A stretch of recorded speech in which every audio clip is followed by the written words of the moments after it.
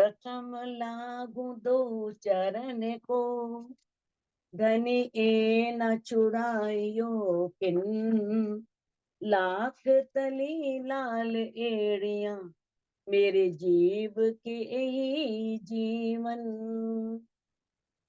इन पांव तले पड़ी रहूं, धनी नजर खोलो बातन, पलना वालू निर्खु नेत्रे, मेरे जीव के यही जीवन, मेरे जीव के यही जीवन। प्रणाम जी। सुंदर सा जी, हमने श्री खिलवत ग्रंथ के 8वां प्रकरण, जो कि निस्बत का प्रकरण है, जिसमें दामदनी अक्षातीत ने इंद्रावती जी के धाम हृदय में बैठ करके हमें निस्बत की पहचान कराई है, उसकी 22 चौपाइयां की थी। तो आज 23वीं चौपाई से हम प्रारंभ करते हैं। जुदे हुए हम ना सके, अव्वल तो तुम सो। अब यहाँ बातें चल रही हैं दामदनी, अक्षातीत, श्यामा जी और रूहों में। जिस तरह से धनी ने कहा था कि मैं तुम्हें अलग नहीं करूंगा, तुम यहीं चरणों में बैठोगी और यहीं पर बैठे बैठे ही मैं तुम्हें खेल दिखाऊंगा।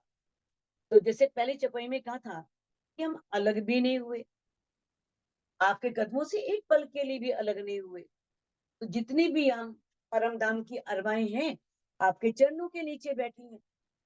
अगर ये बात इस नश्वर ब्रह्मांड में एक रूप सत्य मान ले, हकीकत मान ले, तो उसे बहुत बड़ी उपलब्धि हो सकती है।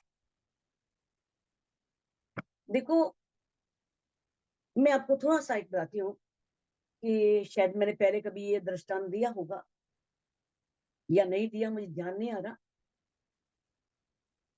एक जगह रामायण चल रही थी, तो रामायण में कोई राम का रोल कर रहा है, कोई सीता का है, कोई हनुमान का, सब अलग अलग रोल कर रहे हैं, अपना किरदार निभा रहे हैं। और उस दिन का जो प्रसंग था, वो लक्ष्मण मूर्छित हो गए थे और संजीवनी लेने के लिए हनुमान जी ने जाना था। अब हनुमान जी संजीवनी लेकर के आते हैं, तो जैसे ही दिखाते हैं मंच पर, हनुमान जी हाथ में संजीवनी लिए हुए ऊपर से नीचे उतर रहे हैं, और इतने में ही सब वो हनुमान जी नीचे गिर पड़ते हैं। लेकिन किसी दर्शक को पता नहीं चला, सब समझे कि संजीवनी लेकर के वैसे ही नीचे आए। लेकिन जो वो भूमिका निभा रहा था हनुमान की, उसे तो मालूम था कि मैं गिर गया हूं। उसने उठ करके माइक में चिल्लाना शुरू कर दिया, क्या है इनको, कुछ आता नहीं है, कोई व्यवस्था करनी नहीं आती, किस तरह से रस्सी बांधी थी, रस्सी टूट गई और मैं गिर गया। ऐसे उसने गालियां वगैरह निकालनी शुरू कर दी। तो ये वो किरदार निभा रहा है हनुमान का, लेकिन वास्तव में उसने अपने आप को हनुमान नहीं माना।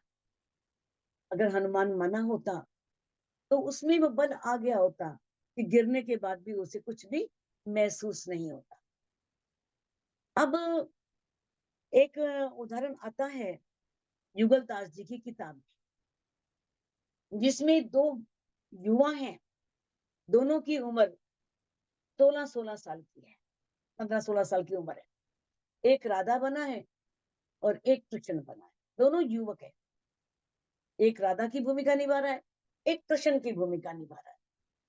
अब वहां भी चल रही है रासलीला, लेकिन प्रसंग क्या था, जब कृष्ण जी थोड़ी देर के लिए ओझल हो जाते,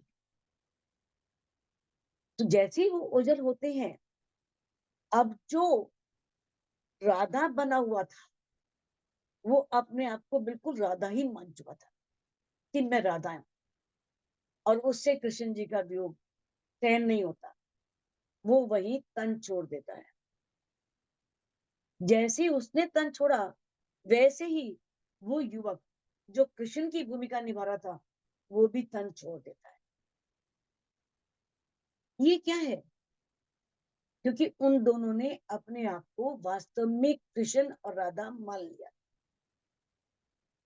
अगर हम भी ये ब्रह्मवाणी पढ़ रहे हैं, ब्रह्मवाणी से जान चुके हैं, पूर्ण ब्रह्म परमात्मा की ब्रह्मात्माएं इस संसार में आई हुई हैं, और वो अपने आप को दृढ़ निर्णय कर लेती है कि हाँ, हम ब्रह्मात्मा ही हैं,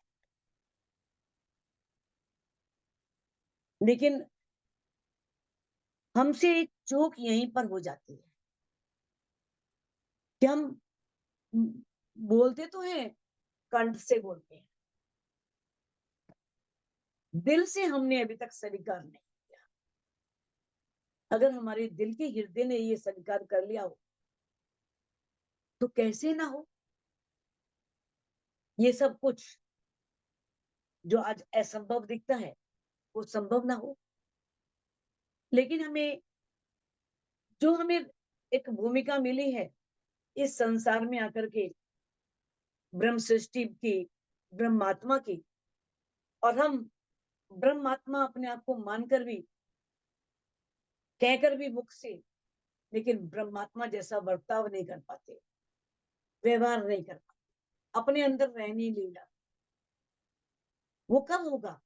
जब हम दिल से स्वीकार कर लें, जब हमारी ये बात हमारे अंतस्करण में बैठ जाए, हमारा दिल का हृदय जो है ना वो भी स्वीकार करे। तो अब यहाँ पर देखो क्या कहते हैं, जुदे हुए हम ना सके अव्वल तो तुम सो। अव्वल मैंने पहली बात तो ये है, क्या पहली बात है कि हम आपसे कभी अलग हो ही नहीं सकते। जब ये बात पता है फिर क्यों घबराते हैं? भाई राजी ने वाणी में क्या दिया कि पहली बात तो ये है कि हम आपसे अलग हो ही नहीं सकते।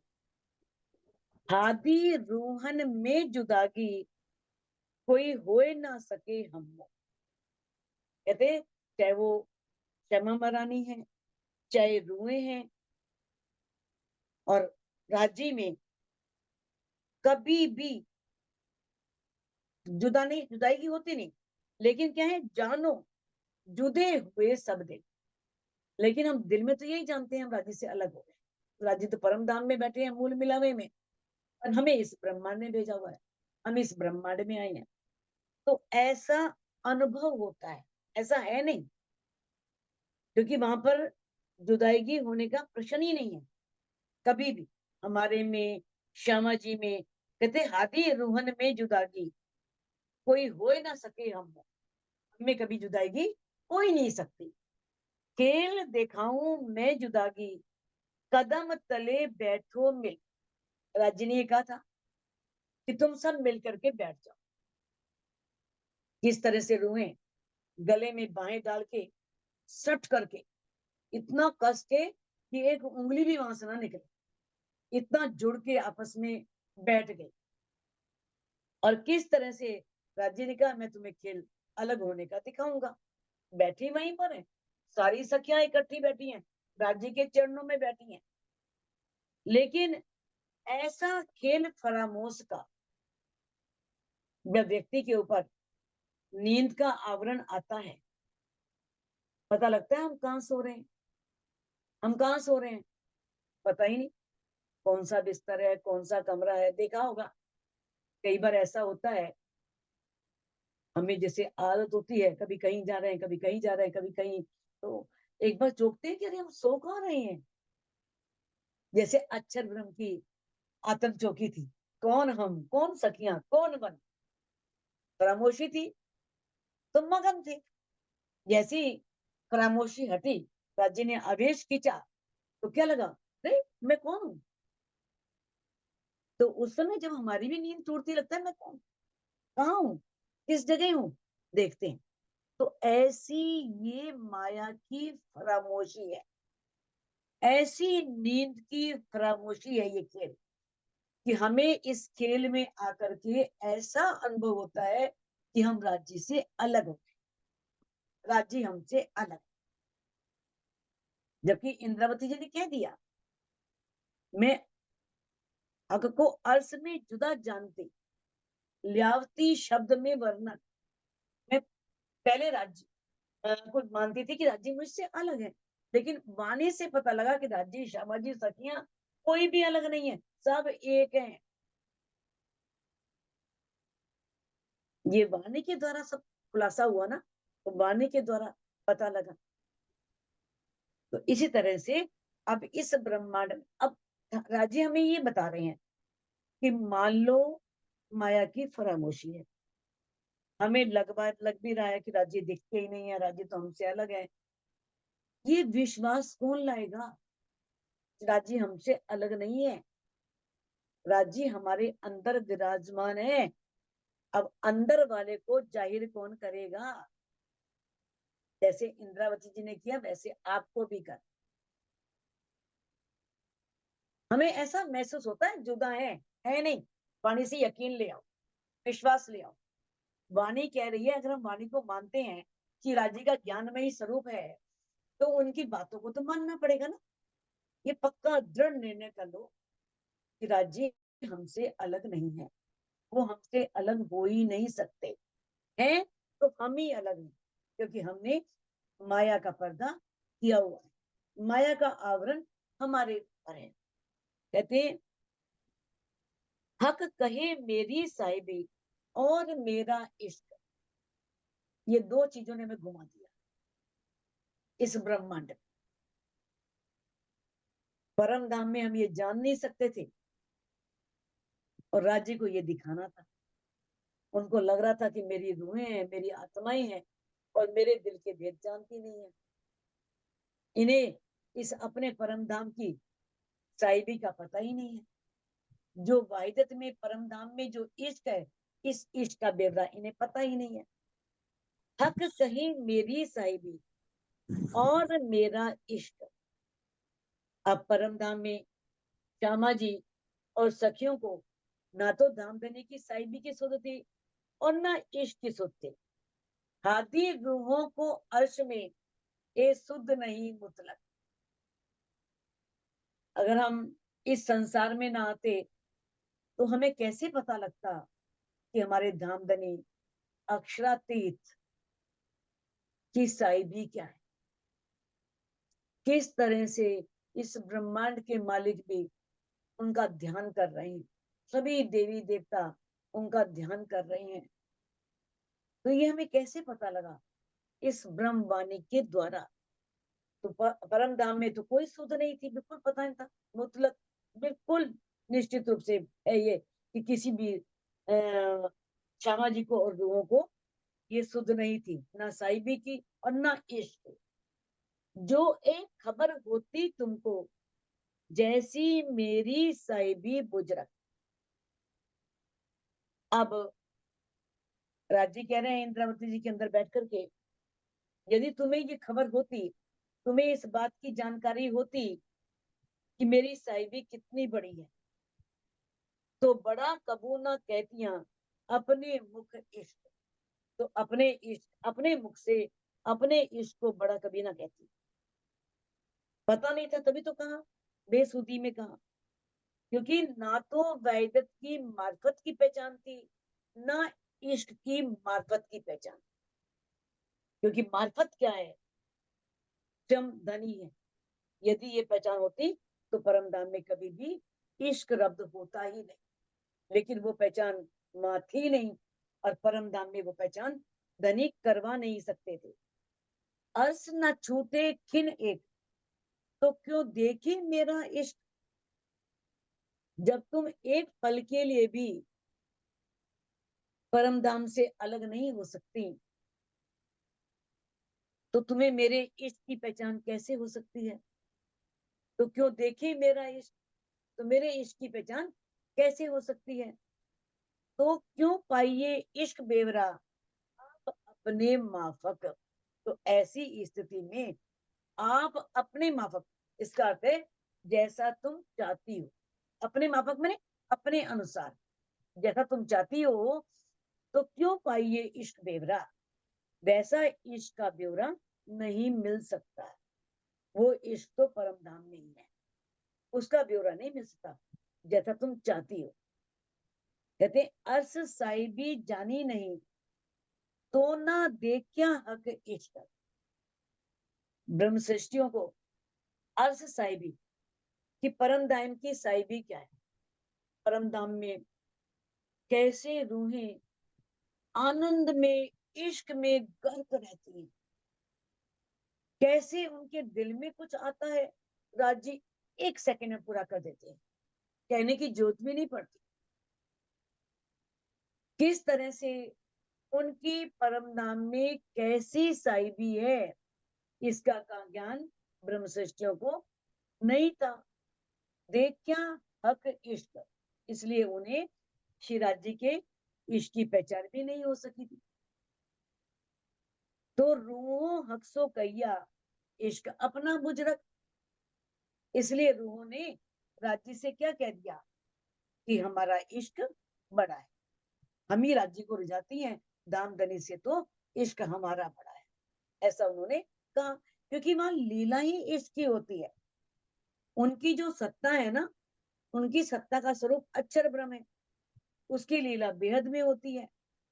और उनकी स्वप्न की लीला काल माया के ब्रह्मांड में होती है। अब काल माया की लीला जो है वो परम धाम की लीला से तो बिल्कुल अलग है, क्योंकि वो तो सत्य है, चेतन है, आनंद है। और यहाँ पर जो है झूठ है, जड़ है और दुखी दुख है, बिल्कुल उससे विपरीत है। ये काल माया की लीला उससे बिल्कुल अलग है। अब इस जागनी ब्रह्मांड में जब ये वाणी उतरी, ब्रह्मवाणी उतरी, तब हमें पता लगा अक्षरातीत की साहिबी का और इश्क की मार्फत का ज्ञान, कि राज्य के दिल में ही इश्क है, वहीं से इश्क निकलता है। किस तरह से पुखराजी पहाड़ से यमुना जी जो धनी के इश्क का प्रतीक है निकलती हैं, और निकल करके जो होश कुसरताल जो सखियों का प्रतीक है, उनके दिल में श्यामा जी और सखियों के दिल में समा जाती है। किस तरह से धनी के दिल से इश्क निकलता है और वो श्यामा जी और सखियों के दिल में समाता है। ब्रजरास और इस जागने के ब्रह्मांड में इस वास्तविकता का जब पता चला, तो सुंदर साहब को वास्तव में पता लगा कि हमारे धनी की साहिबी क्या है और परम धाम का इश्क क्या है। ना कछु जानी साहिबी, ना जान्या इश्क असल। अब परम धाम में ना तो हमने धनी की साहिबी को जाना था, ना ही हमने असल इश्क की जो असल क्या है, मार्फत। मार्फत स्वयं राजी, राजी इश्क का स्वरूप है, राजी इल्म का स्वरूप है, तो सब कुछ वो ही है। तो कहते हैं कि तो बुजुर्ग इश्क अपना रब्द किया सबो मिल। असल इश्क की पहचान नहीं थी, मार्फत के स्वरूप की पहचान नहीं थी। यही कारण है कि आत्माओं ने क्या किया, कि अपने इश्क को बड़ा कह दिया और रब्द किया, प्यार भरा झगड़ा हुआ कि आप कैसे कहते हो आपका इश्क बड़ा है, हम भी आपसे बहुत प्यार करती हैं और हमारा इश्क आपसे बड़ा है। अब जो राज्य का दिल है ना, वो मार्फत स्वरूप है, वहां पर पूरा खजाना है इश्क का, अपार भंडार है इश्क का भरा हुआ है। और सखियों के अंदर इश्क हकीकत रूप में है, मार्फत रूप में राज्य के अंदर है, और हकीकत के इश्क का स्वरूप श्यामा जी और सखियों में है। अब परम धाम में तो वाहिदत है, इस कारण हमें इश्क की मार्फत का पता चला नहीं कि राज्य के दिल से इश्क निकलता है, हमारे दिल में आता है, तभी हम राज्य से इश्क कर पाती हैं। ये बात परम धाम में नहीं पता थी।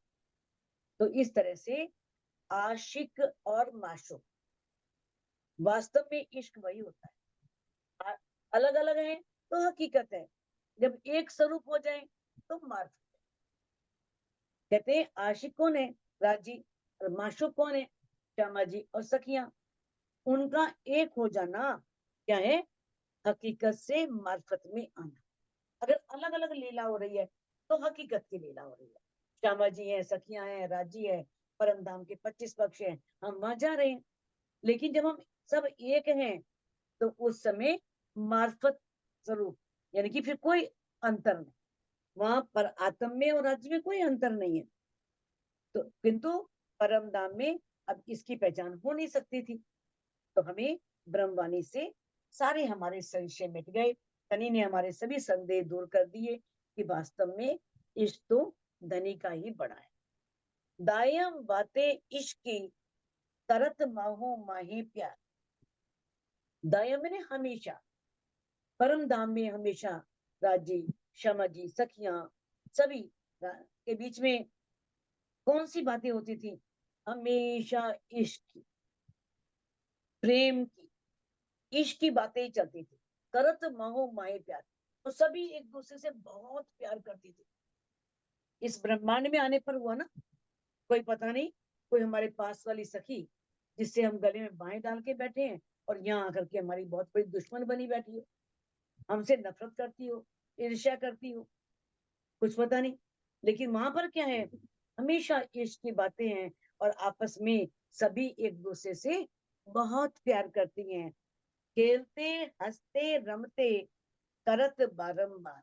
वो आत्माएं खेलते समय, हंसते समय और किस तरह से रमते, रमते मैंने रमण कर रही हैं कहीं भी, कुंजवन में, निकुंजवन में, जो भी क्रीड़ाएं कर रही हैं, करत बारंबार, बार बार यानी से इश्क ही करती हैं, इश्क की बातें करती हैं, हर समय इश्क की चर्चा ही होती है।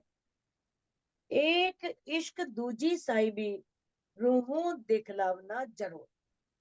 अब राजी ने अपने मन में लिया, एक तो इन आत्माओं को मुझे ये इश्क दिखलाना है और दूसरा इन्हें साहिबी की पहचान करानी है। तो हमेशा अर्श में होता ए मजबूर, तो इसीलिए अर्श में, परम धाम में हमेशा ये बात चला ही करती थी, इश्क और साहिबी के बारे में ये चर्चा चलती थी, क्योंकि वहां वहदत है। अब राज्य के दिल में आ रहा है, इनको दिखाना जरूरी है, तो सबके दिल में आएगा ही आएगा। ये बातें हके, ये बात हके करने सुध देने सबन। कहते हैं अब जो ये इश्क और साहिबी की जो रूहों को परमधाम में सुध नहीं थी, इन सब की सुध देने के लिए राज्य को ये बात करनी थी और उन्हें खेर में लाना था। इश्क और पासाई की खबर न थी रूहन, क्योंकि परम रूहों को परमधाम में इश्क और साहिबी की पहचान नहीं थी कि उनकी पाशाई क्या है परमधाम, और किस तरह से हमारे धनी कितने बुजुर्ग हैं, कैसे उनके दिल में इश्क के लबालब सागर भरे हुए हैं, तो ये पहचान वहां पर उनके अंदर नहीं थी। बहुत बातें हैं हक की, बीच अरस खिलवत। अब कहते हैं जो परमधाम की खिलवत है, मूल मिलावा है, जो परमधाम की खिलवत में जो इश्क है और पातशाही है, इससे संबंधित बहुत बातें अपार हैं, असीमित है, अनगिनत है। इन जुबा कहती कहूं, अब इंद्रावती कहती है इस जुबान से मैं कितना कहूं, हिसाब नहीं नियामत। उस खजाने का कोई हिसाब नहीं, वो अनमोल खजाना, वो अनगिनत खजाना है, असीमित खजाना। तो कहते हैं कि किस तरह से आशिक और माशूक के दिल से खिलवत जो है, वैसे तो आशिक और माशूक के दिल से होती है, यानी कि मूल मिलावे को बोलते हैं, या परंदा में कोई भी स्थान है उसे हम खिलवत बोल देते हैं। लेकिन इस संसार में क्या है? आशिक और माशूक का दिल ही खिलवत है। एक साहिबी हक की और इश्क हक का, ए दो कोई ना चीने बीच अर्स बका। तो एक धामधनी की साहिबी और राज्य का इश्क, जो आज हम सब रूहें ब्रह्मवाणी के माध्यम से बिल्कुल स्पष्ट रूप से जानती हैं, लेकिन परम धाम में ये सुध नहीं। एक दो कोई न चीने, इन दोनों के बारे में किसी को पहचान नहीं, न श्यामा जी को और न सखियों। बीच अर्स बका, बका मैंने जो अखंड परम धाम है, बका अर्स बका, उसमें किसी को भी इन बातों की पहचान नहीं थी, ना श्यामा जी को और ना सखियों। और परम धाम में ये संभव नहीं था बताना, तो इसलिए राज्य को यहाँ लाना पड़ा।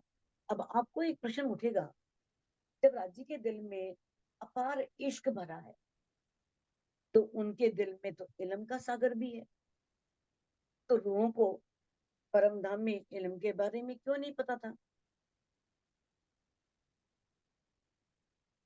कहते ना, एक बूंद आई हक दिल से, दिन कायम किए तिरचर। एक बूंद की सिफत देखियो, ऐसे हक दिल में कई सागर। ऐसे इल्म के कई सागर हैं राज्य के दिल। एक बूंद आई है तो उस बूंद ने सारे ब्रह्मांड को, चाहे वो जड़ है चाहे चेतन है, अखंड करने का दावा ले लिया है। तो रूहों को आज दिन तक ये रूहें जान क्यों नहीं पाई थी? तो इसका उत्तर आपको आगे वाली चौपाइयों में मिलेगा, क्योंकि वहां इल्म की जरूरत ही नहीं थी।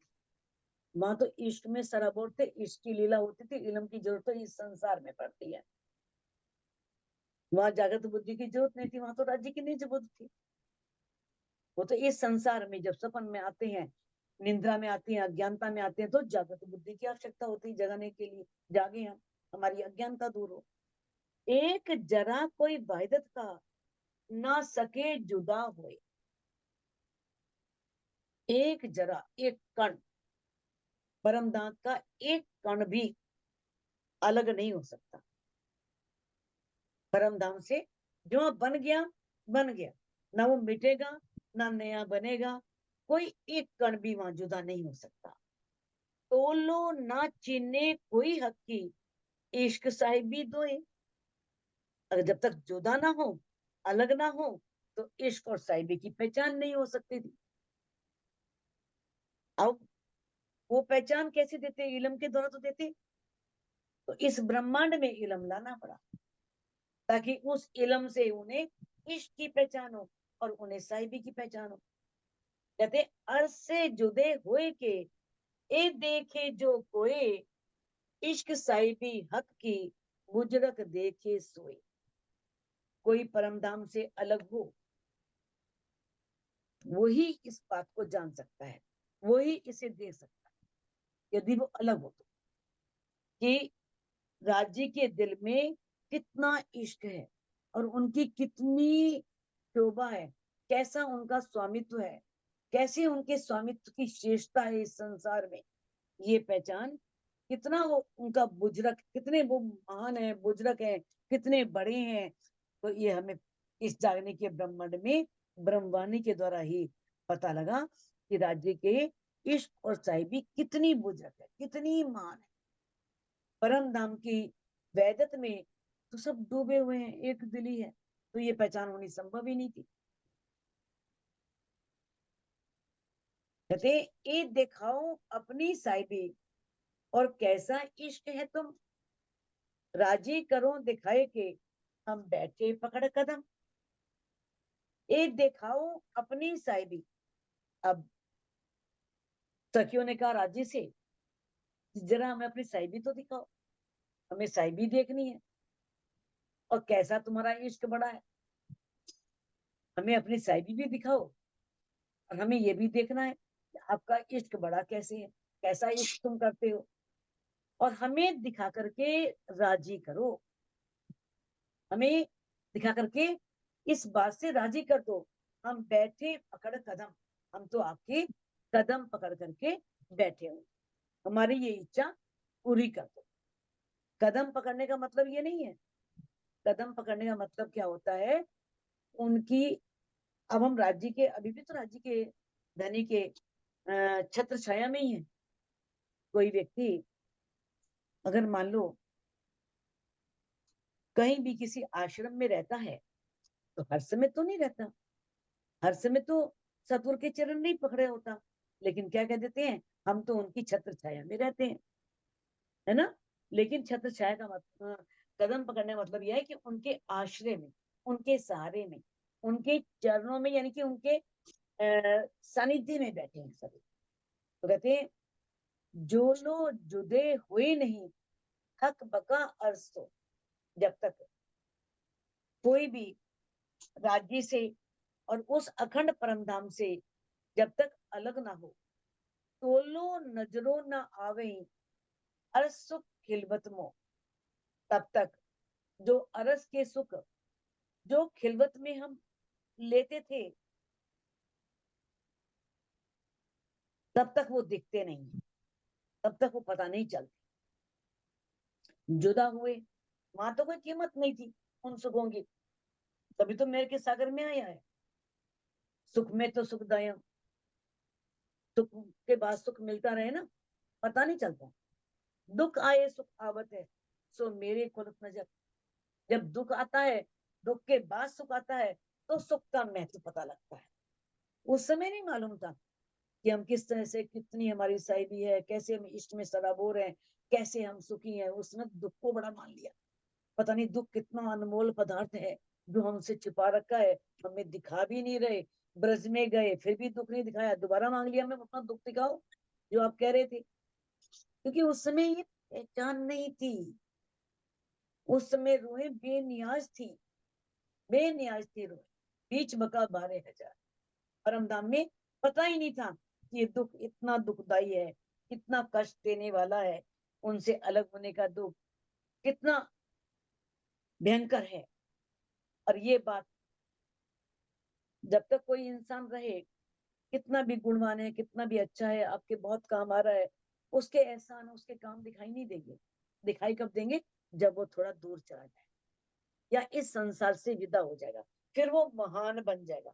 बहुत अच्छा था, बहुत अच्छा था, वाह वो देवता के समान था, सबके काम आता था, सबका सहयोग करता था, बड़ी सानु। जब वो जीवित था तब किसी को दिखता नहीं। उसी तरह से जब हम परम धाम में थे, इतने सुख में थे, नहीं पता।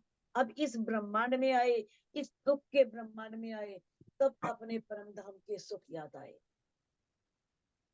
यही अपनी जागनी, जो याद आवे निज सुख, याही से इष्ट आवही, याही से हो ये सन्मुख।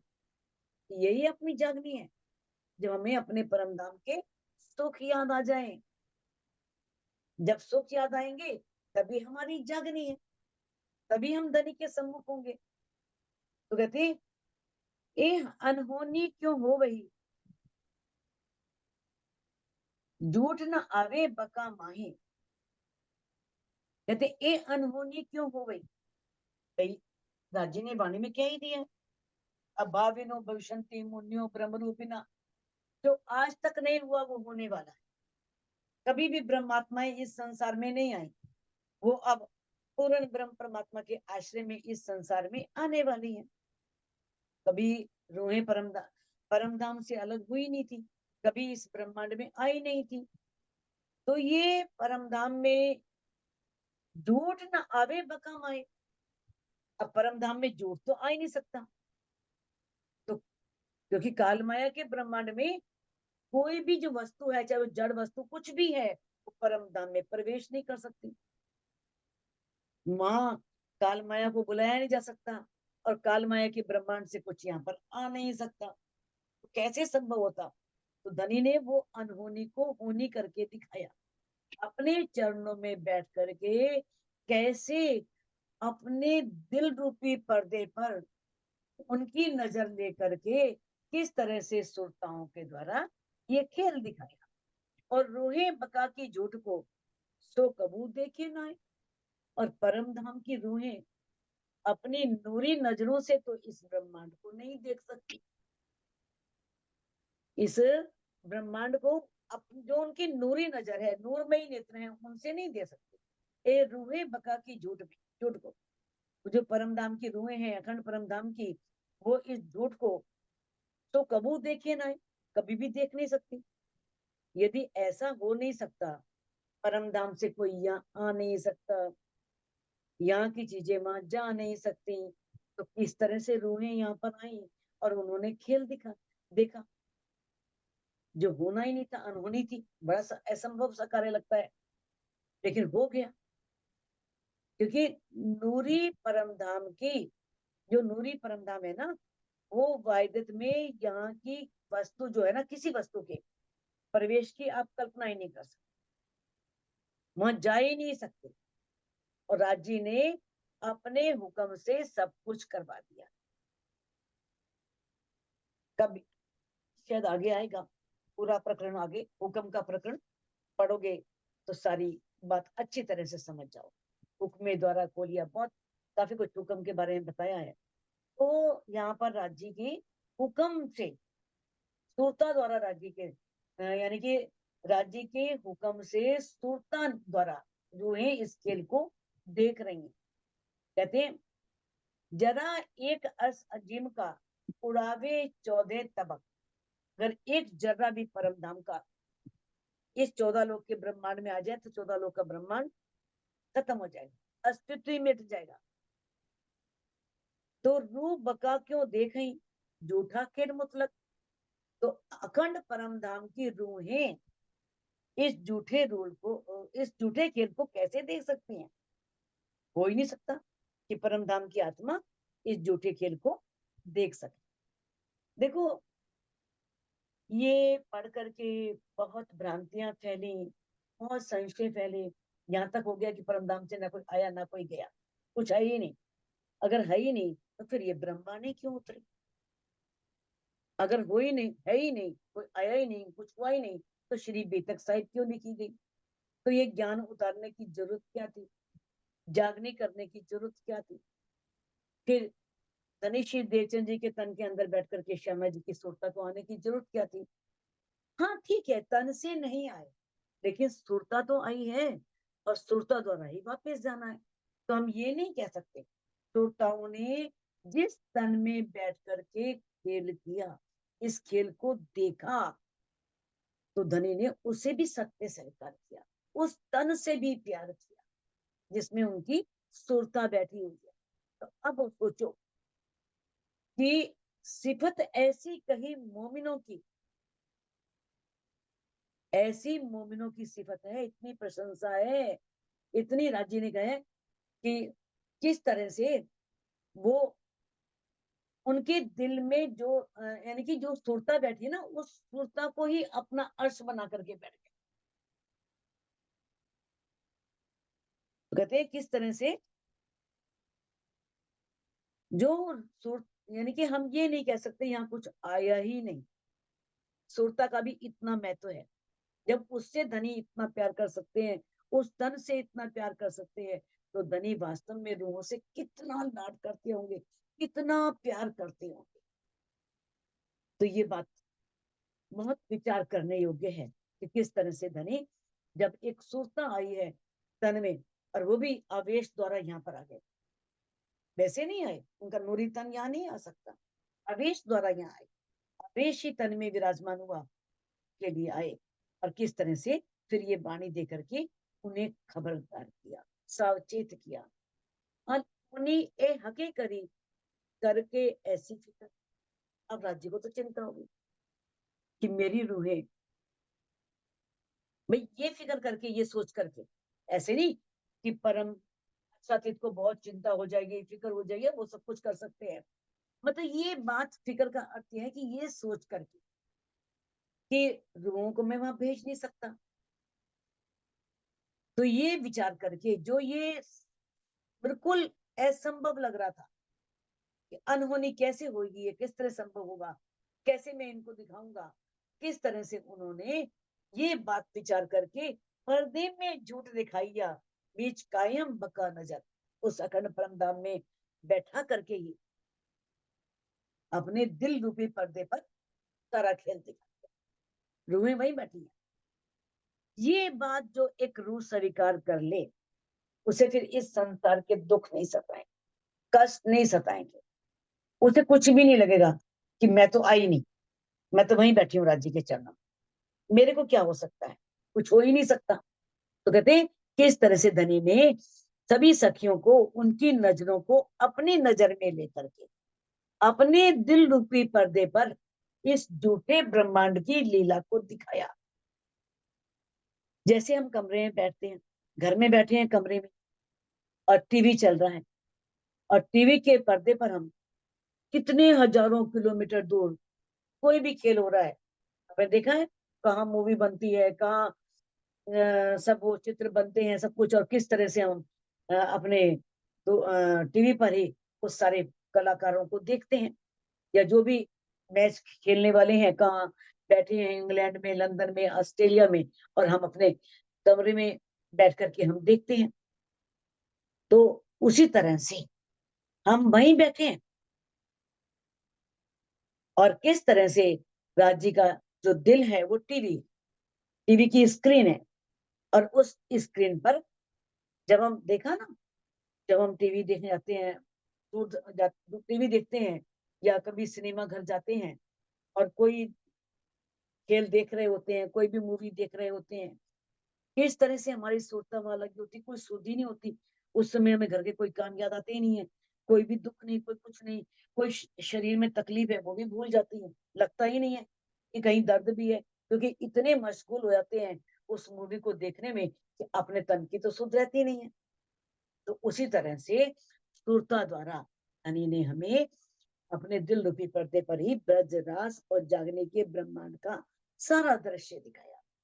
हमारी आंखें पिताजी की आंखों से हटी नहीं, किंतु उनके हृदय में हमारी सुरता ने तीनों ब्रह्मांड के होने वाली लीलाओं में भाग लिया। हमने ऐसा महसूस किया कि हम यहाँ है ही नहीं, हम तो अलग ब्रह्मांड में गए। मेहरपुरी महबूब की बड़ी रूह रूहों ऊपर। अब जो धामधनी अक्षरातीत हैं, उनकी मेहर बड़ी है धामधनी अक्षरातीत की अपनी रूहों पर, श्यामा जी पर। इतने मेहरबान है, इतने कदरदान है, इतनी मेहर है। इश्क साहिबी अर्ज की खेल दिखाया और नजर, अपनी परमधाम की वायदत का इश्क भी दिखाना था, परमधाम की साहिबी दिखानी थी, और धनी का इश्क बड़ा है और धनी की साहिबी बड़ी है, ये भी दिखाना था। लेकिन कैसे दिखाया? और नजर, और नजर कौन सी है? हुक्म की नजर, हुक्म की नजर से दिखाया। तो कहते कहते हैं कि ब्रह्म सृष्टि अपने नूरी नजरों से तो परमधाम को देखती है, और हुक्म की नजर से कहाँ देखती है? इस खेल को देखती है। श्रृंगार ग्रंथ में कहा भी है, हक हुक्म तो है सब में, हुक्म बिना कछु नाई। राज्य का जो हुक्म है ना वो सबके अंदर है, और हुक्म के बिना इस संसार में कुछ है ही नहीं। पर या में हुक्म नजर दीजिए, और रूह का बड़ा मता या माए। और किस तरह से इसमें भाई हुक्म की नजर से किस तरह से रूहों को बड़ा मता, ये बहुत बड़े, बहुत बड़ी बात है। किस तरह से हुक्म की नजर से ही धनी ने हमें वहीं बैठे बैठे अखंड परमधाम में ये ब्रह्मांड तीनों दिखा दिए। कितनी बड़ी सोचने वाली बात है। हके नेक करी मेहमत सो, सब मेराज में मजबूर। अब राजी ने जो मोहम्मद साहब से थोड़ी सी जो मेराज हुआ था, दर्शन हुआ था, जिसे मेराज की रात्रि बोलते हैं, शबी मेराज बोलते हैं, मेराज की यानी कि दर्शन की रात्रि, मेराज। अब उस जब उन्हें राज्य का दीदार हुआ उस दर्शन की रात्रि में, तो धनी ने बहुत थोड़ी सी बातें की थी, शरीयत की, तकीकत, तरीकत की, हकीकत की 90,000 बातें की। वो किस लिए की थी? सो वास्ते रूहों के साइदी, सिर्फ रूहों की साक्षियां मिल सके, गवाहियां मिल सके, इस कारण से वो बातें हुई थी, ताकि पता लगे कि हाँ इस तरह से ऐसे जो हक हैं, जो सजदानंद परमात्मा है, जिसे कुरान में अल्लाह ताला बोल दिया, कैसी अमृत सूरत है, कैसा स्वरूप है, कैसे वास्तव में वो वहां गए, परमधाम का वर्णन किया, खोज कौशल का वर्णन किया। ये सब बातें किस लिए? साक्षियों के लिए, ताकि गवाहियां मिल सके। तो रूह अल्लाह करी जो क्षमा मरानी ने इस ताकतम वाणी में जहूर कर दी, प्रकट कर दी, प्रकाशित कर दी, सबको बता दिया कि मोहम्मद साहब ने अल्लाह ताला से मिलकर के उस दर्शन की रात्रि में कौन सी बातें की थी, वो सब बातें सब जाहिर कर दी। कुरान का जो 30वां पारा है, उसकी सूरत इन्ना आतेना, उसमें होश कोसर का पूरा वर्णन है। उसी प्रकार पुराण में कहीं कहीं यमुना जी का और मूल मिलावे में बैठी रूहों की शोभा की भी थोड़ा वर्णन किया है, उसकी भी वर्णन उसमें मिलता है। और कुरान के सूरे फज्र, उसमें वर्णन है कि राज्य का स्वरूप मार्फत का स्वरूप है, जिसे परम सत्य बोलते हैं, जो ऋतंभरा प्रज्ञा के द्वारा प्राप्त होता है समाधि अवस्था में। तो ये जो है ना परम सत्य क्या है, राज्य, और जो हकीकत है सत्य क्या है, वो परम धाम की शोभा, श्यामा जी, सखियां, 25 पक्ष, ये सब हकीकत। और हकीकत का ज्ञान सतगुरु धनीश्री देवचंद जी के द्वारा प्रकट हुआ, और मार्फत का ज्ञान श्री प्राणनाथ जी के द्वारा। हकीकत धनीश्री देवचंद जी के द्वारा, और मार्फत का ज्ञान प्राणनाथ जी के द्वारा। और कुरान में सारी बातें शरीयत और तरीकत का ही वर्णन।